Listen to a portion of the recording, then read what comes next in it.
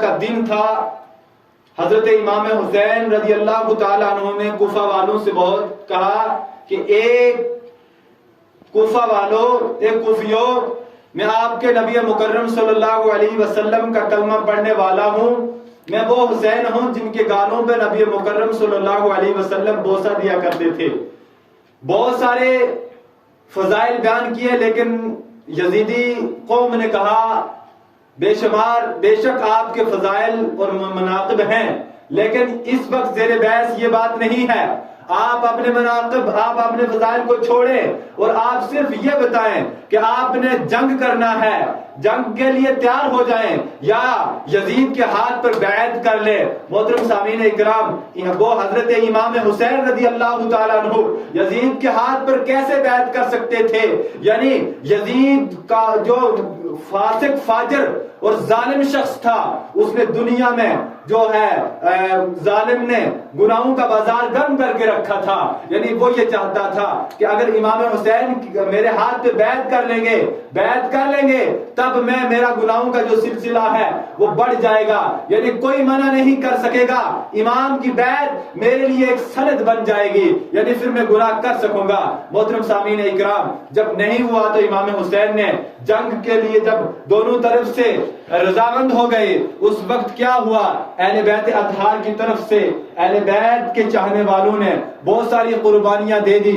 جب قربانیاں دے دی، اس کے بعد کیا ہوتا ہے؟ اس کے بعد آتا ہے حضرت امام حسن رضی اللہ تعالیٰ عنہ آتے ہیں. جب اہل بیت کی باری آتی ہے تو امام حسن کے بیٹے آتے ہیں اور آ کر کفار پر ٹوٹ جاتے ہیں. ان ظالموں یزیدی قوم پر اس طرح ٹوٹتے ہیں کہ وہ حیران اور پریشان ہو جاتے ہیں کہ یہ شخص اہل بیت اطہار کا ایک شخص آیا ہے اور ایک نوجوان آیا ہے. اگر اسی طرح یہ نوجوان آتے رہے تب ہم اس منزل میں کامیاب، تب ہم اس کربلا میں کامیاب ہمارا ہونا ناممکن ہے، یعنی مشکل ہے. تو کیا ہوتا ہے؟ امام حسن رضی اللہ تعالیٰ عنہ کے بیٹے کو چاروں طرف سے ظالم گھیر کر شہید کر لیتے ہیں. اس کے بعد کیا ہوتا ہے؟ حضرت سیدنا علی اکبر نے کہا اے ابا جان، اب اجازت دے دیں، اب میرا دل چاہ رہا ہے کہ میں کربلا کی میدان میں جاؤں گا.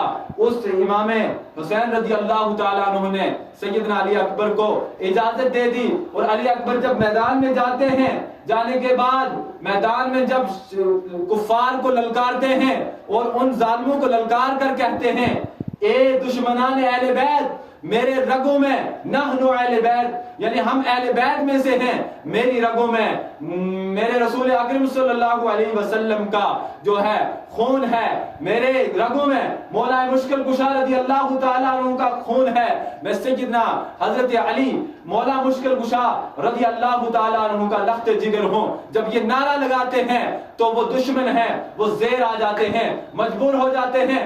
دشمنوں پر جب حضرت علی اکبر ٹوٹ کر جاتے ہیں، اللہ ماشاء اللہ، حضرت علی اکبر جب نعرہ لگاتے ہیں تو کفار یہ سوچتے ہیں کہ اگر علی اکبر یہ نعرہ لگا کر اس طرح آئے ہیں، بڑے بڑے ظالموں اور بڑے بڑے جابروں کو آپ نے نیست و نابود کر دیا اور بڑے بڑے پہلوانوں کو آپ نے زیر کر دیا.